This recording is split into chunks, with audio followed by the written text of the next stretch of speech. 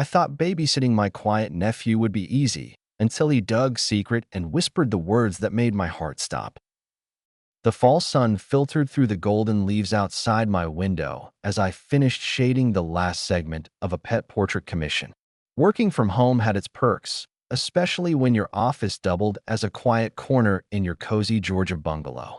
My husband Russell was away again, some tech conference in Denver this time, leaving me with the house to myself and my thoughts echoing between each quiet keystroke and mouse click. We'd been married for 10 years now, and though our life was good, it was just us. No kids. We had tried at the start, specialists, schedules, those endless cycles of hope and letdown. But after 4 years, we made peace with the silence in the house. I had my sketches, my clients, my peaceful routines. He had his code and his travel. We weren't unhappy. In fact, I'd grown to appreciate the calm, even if every now and then I wondered what it would have been like to hear little footsteps pattering across the hallway. My sister Erin, on the other hand, had all that and more. She was 3 years younger, with the kind of energy that powered entire PDA meetings and organized block parties without breaking a sweat. Her husband Tony worked construction, which meant his arms looked like they belonged in a firefighter calendar, and his temper occasionally flared like one, too. Despite that, at family dinners he was all jokes and charm, loud laughs, bear hugs, always calling everyone champ. Their son, Eli, was a quiet little shadow with an oversized imagination and a deep love for drawing. The kid was 7 and already better with a pencil than some adults I knew. He didn't talk much, but when he did, it was either something surprisingly insightful or something hilariously unexpected. I adored that kid like he was mine, and he returned the affection in spades.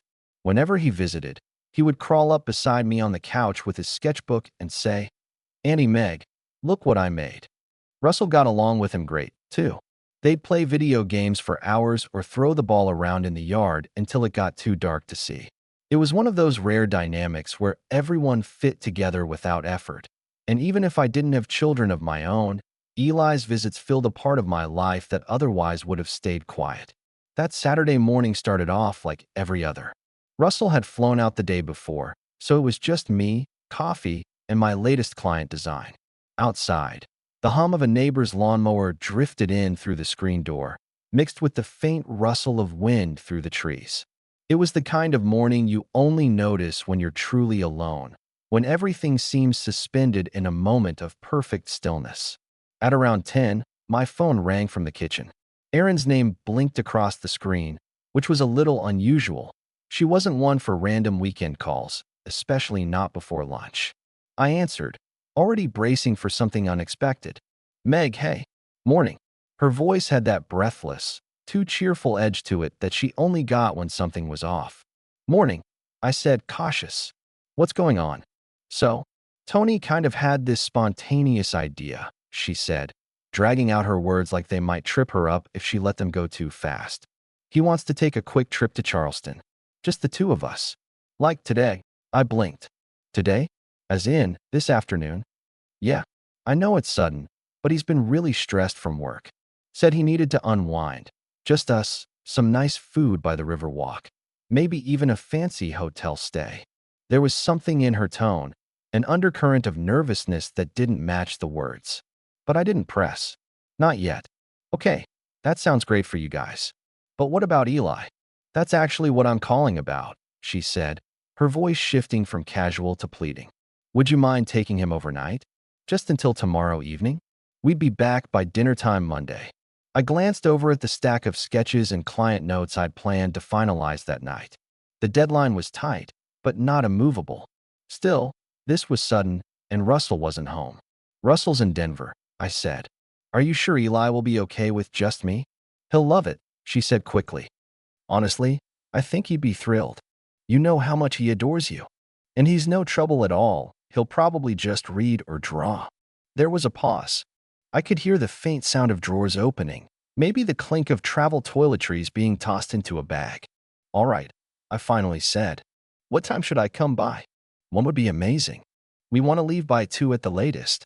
By the time I ended the call, I was already mentally rearranging my evening.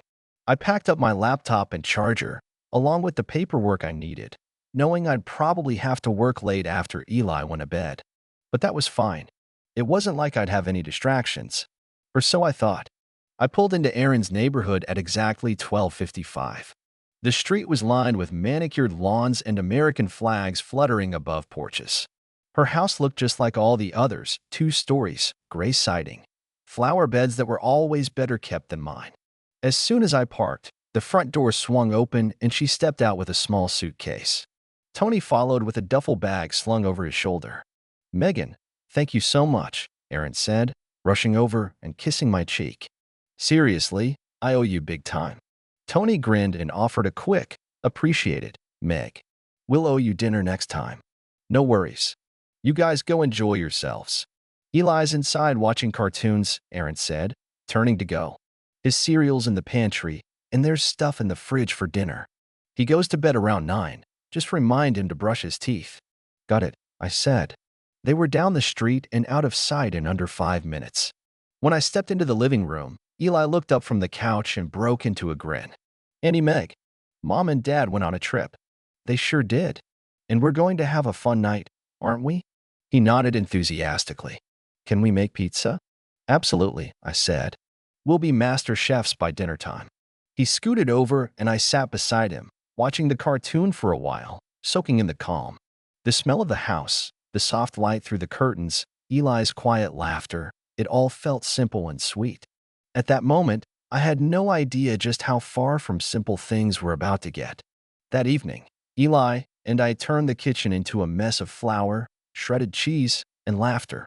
He took his pizza-making duties seriously, spending a good 15 minutes choosing between pepperoni and mushrooms before deciding both were essential. I let him spread the sauce and place the toppings while I managed the dough and the oven. While the pizza baked, we sat at the dining table, talking about school and his favorite books. He told me about a new boy in his class who wore glasses too big for his face and how they both liked drawing robots. I explained my work to him the way I might explain it to a kid his age, how I helped people make pictures for their businesses, and how some days, drawing felt like solving a puzzle. After dinner, we watched a movie together. Eli curled up under a blanket, his head resting against my arm, his small body warm and completely relaxed. By 9, he was tucked in bed, and I returned to the living room with my laptop, preparing to knock out as much work as possible before sleep pulled me under. The house was quiet in that familiar way. Erin's living room always had this stillness at night, like everything had its place. I kept an ear out for Eli while I worked, glancing at the baby monitor on the table even though he was far past the baby stage. Around midnight, I called it a night and slipped into the guest room. The next morning began with the faint chirping of birds and the smell of coffee brewing in Erin's automatic pot. I made a cup, opened my laptop again, and reviewed the final touches for my project. The house still felt like it belonged to someone else, too clean, too organized, like it was holding its breath. At around 9, Eli padded into the kitchen, hair tousled, rubbing his eyes. "Good morning, Auntie Meg." "Morning, buddy. Did you sleep okay?" "Yeah. I had a weird dream, though." "About what?" He shrugged and poured himself a bowl of cereal. I didn't press. Kids always had strange dreams. After breakfast, I told him he could pick what we'd do today. I offered a trip to the park or the library, maybe even the small zoo nearby. But he asked if he could just play in the yard for a while before deciding. I agreed, cleaned up the dishes, and watched him from the kitchen window. He wandered near the back fence, kicking at a patch of dirt by a small flower bed. From where I stood, I couldn't quite tell what he was doing, but he seemed focused. I assumed he was playing with bugs or building some kind of imaginary fort. He was quiet like that, never needed much to entertain himself. I returned to the living room and opened my laptop, trying to finish the last of my project files. About an hour passed in near-perfect peace, the only sound coming from the breeze tapping against the window screens. At 11:30, I stood up to call Eli in for lunch and stepped onto the porch. The sunlight was warm, almost too warm for October, and I shielded my eyes as I looked around the yard. I didn't see him at first, which sent a tiny ripple of unease through me. I walked farther into the yard, calling his name. "Eli? Time for lunch." No answer. I circled the back garden and finally spotted him. kneeling beside the shed, partially hidden by the wooden frame and the angle of the fence. His hands were coated in dirt, and next to him was a small hole in the ground, maybe a foot across. In front of him sat a black duffel bag, half unzipped, its mouth gaping open like something forgotten or meant to be buried. When I got closer, Eli looked up, startled. His face was pale, eyes wide with something I couldn't immediately place. Fear, confusion, maybe both. He backed away from the bag a little, hands still muddy, chest rising and falling faster than usual. "Eli," I said gently, crouching to his level. "What are you doing out here?" He didn't answer right away. His gaze dropped back to the bag. I, I was just digging," he mumbled, barely audible. "What's this?" I asked, nodding toward the bag. He hesitated, then whispered, "Dad gave it to me." That sentence stopped me cold. "What do you mean he gave it to you?" "Yesterday morning, before they left. He woke me up and he said it was important." "What did he say exactly, Eli?" He looked like he was about to cry. His little hands clutched the bottom of his shirt, twisting the fabric. He said, "Bury this in the yard behind the shed. Don't let anyone see. Don't tell Mom. Don't tell anyone." He said it was a secret between men. My mouth went dry. Something in my stomach twisted. I reached for the bag, but paused. "Can I look inside?" I asked. "You're not in trouble. I just need to understand." He nodded slowly, tears welling in his eyes. "It's heavy," he said. "Be careful." I pulled the zipper back fully, heart pounding. Inside, the first thing I saw was a white button-down shirt, soaked through with dried blood, mostly over the chest area. Folded beneath, it was a cracked photo frame, glass shattered, but still holding the image of Aaron and Tony on their wedding day. There were smudges of blood on the broken pieces, and beneath that, a silver bracelet I recognized immediately, Aaron's. The one she never took off. It, too, had reddish-brown stains along the band. I felt the color drain from my face. I didn't want to believe what I was seeing, but I couldn't deny it either. This wasn't just some forgotten garbage or spilled paint. This was something else entirely. "Eli," I said, my voice catching. "Did your mom and dad fight yesterday?" He nodded, sniffled. "They were yelling. I was upstairs, but I could hear everything. Mom was crying. Then there was a big bang." "What kind of bang?" "Like something hitting the wall. Or a loud crash. I don't know. Then Dad came upstairs and told me Mom had fallen. But she was crying when I saw her. She had a bandage on her head." I didn't know what to say. My mind was racing through possibilities, every one of them worse than the last. The timing, the sudden trip, the bag, it was all too much. I said slowly, "I need to make a call. You did the right thing telling me, okay? You're not in trouble. You were really brave." His lower lip quivered. "Will Dad be mad?" "No. I promise. Aunt Meg's here, and I'm going to take care of everything." I pulled my phone from my pocket with shaking hands. The screen felt slippery. I dialed Aaron first. No answer. I called again. Still nothing. I called Tony's number. It went straight to a no longer in service message. That's when I knew something terrible had happened, and no one had told the truth. I didn't waste another second. I dialed 911. I don't remember much of what I said during that call, except that my voice wouldn't stop shaking and I kept looking at Eli, afraid he'd pick up on how close I was to panicking. The dispatcher asked me to stay calm and repeat what I found, where I was, and whether there were signs of an immediate threat. I gave her every detail: blood, clothing, child witness, missing persons, possible domestic violence. She told me officers would be at the house in under 15 minutes and to avoid touching anything else. I hung up, and for the first time in years, I realized my hands were trembling so hard I almost dropped my phone. I tried calling Aaron again. No answer. This time, I left a voicemail. "Aaron, it's me. Please call me as soon as you get this. It's about Eli. It's urgent." I hung up and turned to Eli, who stood quietly by the back door, his shoulders hunched, his eyes glassy. I didn't know how to comfort him without lying, and I refused to do that. "You were very brave to tell me," I said again, kneeling to his level. "We're going to figure this out, okay? You did the right thing. Is Mom okay?" he asked, his voice barely above a whisper. I hesitated. "I don't know yet, but I'm going to find out." Before I could think of what to do next, A thought hit me. I should try calling my mom. If anyone had talked to Erin since yesterday, it would be her. I dialed and she picked up on the second ring. Megan, is everything all right? Her voice was worried the moment she heard mine. Mom, have you talked to Erin? Do you know where she is? There was a pause, then she called late last night. She was crying. Said she had a fight with Tony and she needed to come home. I picked her up at the airport this morning. You've seen her? She's safe. Yes, she's upstairs right now trying to rest. Megan, what's going on?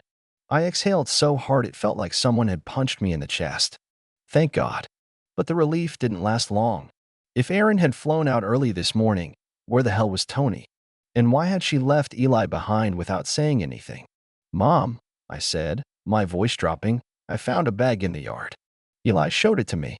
There's blood on Tony's shirt on a broken photo frame. Her bracelet was in there, too. He told Eli to bury it and not to tell anyone. My mother gasped. Oh my God. Put Erin on the phone, I said. Now, there was the sound of footsteps, a door opening, and some murmured voices before Erin came on the line. Her voice was raw, shaking. Meg, you're safe. That's good. But what the hell happened? She started crying. I didn't want him to know. I didn't want to bring him into it. Erin, he already is in it. He saw you bleeding. He buried evidence because Tony told him to. He's scared out of his mind. He thinks he's going to be in trouble. She was sobbing now, words spilling in pieces. Tony, he snapped. We were arguing. He was accusing me of cheating. I wasn't, I swear. I wasn't. He grabbed the photo frame from the wall and hit me with it. I didn't even see it coming. There was blood everywhere. I tried to calm him down, but I couldn't think. I went to wash my face. He told Eli I had just fallen. What happened after that? I called Mom. I told Tony I was leaving. He disappeared. His phone's off. I didn't know he gave Eli that bag. I rubbed my forehead. You should have told me. You should have told someone. You left your kid behind with no explanation. I didn't want Eli to see more than he already did. I thought it would be safer for him to be with you while I figured out what to do. I heard sirens in the distance. Police are here, I said. We'll talk again soon. The front doorbell rang, and I opened it to find two officers standing there. A man and a woman, both with calm but serious expressions. I explained everything, brought them to the backyard, showed them the bag, and repeated what Eli had told me. The boy stood nearby the whole time, silently gripping a stuffed rabbit I hadn't seen him holding earlier. His knuckles were white. The officers called in a forensics team and carefully sealed the bag. They took photographs, recorded my statement, then gently asked Eli a few questions. To his credit, he answered as clearly as he could, even when he started to cry again. The male officer gave him a soft smile and told him he was brave. Once they were done, I sat down with Eli on the couch. I turned on the television, some calm cartoon channel I hoped would distract him. He didn't speak much, and I didn't push. He curled up next to me, head on my arm, and I stayed there, unmoving, heart still racing even as the room grew quiet again. That evening, I called Russell. He had just wrapped up his conference for the day, and the second I told him what happened, he booked an early flight back for the next morning. I'll be home by noon, he said. Just stay with Eli. I'll take care of the rest when I get there. I couldn't sleep that night. Every time I closed my eyes, I saw the bloodstained shirt. I saw the way Eli's face crumpled when he said, Dad said it was a secret between men. What kind of man does that to his own son? 2 days later, they found Tony hiding in a motel 3 towns over. He didn't resist arrest. According to the police report, he looked tired, pale, and almost relieved. Erin pressed charges. He was booked for assault, obstruction, and child endangerment. The judge issued a protective order within 24 hours, and for the first time since that weekend began, I felt like the ground beneath my feet wasn't going to split open. Erin stayed in Florida with Mom and Dad. Eli started therapy twice a week. I visited every weekend. Russell rearranged his work schedule so he could come too. We made it our mission to help them heal, even when healing seemed impossible. But the truth was, even with Tony behind bars, none of us had any idea just how deep the cracks already ran. The days that followed were a blur of updates, phone calls, and endless coordination between attorneys, therapists, and family members.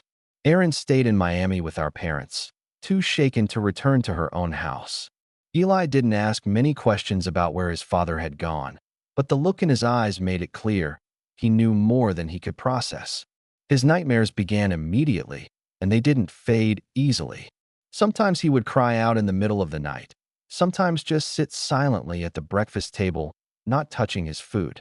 Russell and I took turns flying down every weekend. I rearranged client deadlines and shifted my workload to make time for Eli. We took him to museums, aquariums, little science centers around the city. Russell took him fishing at a quiet pier one Saturday while I sat nearby, sketching them from a bench. We weren't trying to replace anything, just offering him a different kind of safety, one he could lean on. 3 months after the arrest, Tony was convicted of assault and received 2 years of probation. He wasn't allowed within 100 yards of Erin or Eli, and the court mandated therapy for anger management and alcohol abuse. Erin, already halfway through the divorce process, was granted full custody of Eli. Court-supervised visits were allowed once a month, but Eli flat out refused them. The judge didn't push. He was still just a child, and after everything he had seen, no one could blame him for wanting distance. Erin enrolled him in a new school and moved out of our parents' house into a small 2-bedroom apartment not far from downtown Tampa. It was a modest place, bare walls, borrowed furniture, and a view of a parking lot, but it felt like hers. The moment we arrived to help with the move, Eli ran straight to the smaller bedroom and claimed it as his own. "Auntie Meg, this is mine now, right?" he asked, eyes wide with hope. "That's right," I said, running a hand through his hair. "You get to decorate it however you want." Erin seemed nervous in those first few days, like she was still waiting for the past to come knocking. But I saw it in the way she arranged Eli's books, the way she left night lights in both bedrooms, the way she placed fresh flowers on the kitchen windowsill. She was trying to rebuild something from scratch, and she didn't want to screw it up again. The first night in the new apartment, we all had dinner together, just the 4 of us. Eli talked excitedly about his new teacher and how one of his classmates could do a perfect dinosaur roar. Erin talked about a part-time job she'd picked up at a local art gallery. It wasn't much, but it was enough to keep her busy and give her a little income while she sorted out the rest of her life. At some point during the meal, Erin reached across the table and squeezed my hand. "I don't know where we'd be if you hadn't been there that weekend," she said quietly. "We're family," I told her. "You don't owe me anything." "I mean it," she said. "You didn't just protect Eli. You saved me too."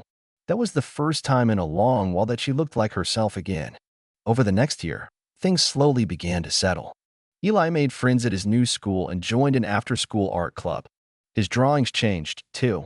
They stopped being filled with dark lines and stormy skies and started to show trees, animals, and smiling faces. Erin was promoted to assistant manager at the gallery and started painting again, something she hadn't done since college. Her work wasn't flashy, but it was raw and beautiful, full of emotion. A few of her pieces were even featured in a local exhibit. Russell and I made the trip to Florida every month without fail. Sometimes we stayed the weekend, sometimes just for the day.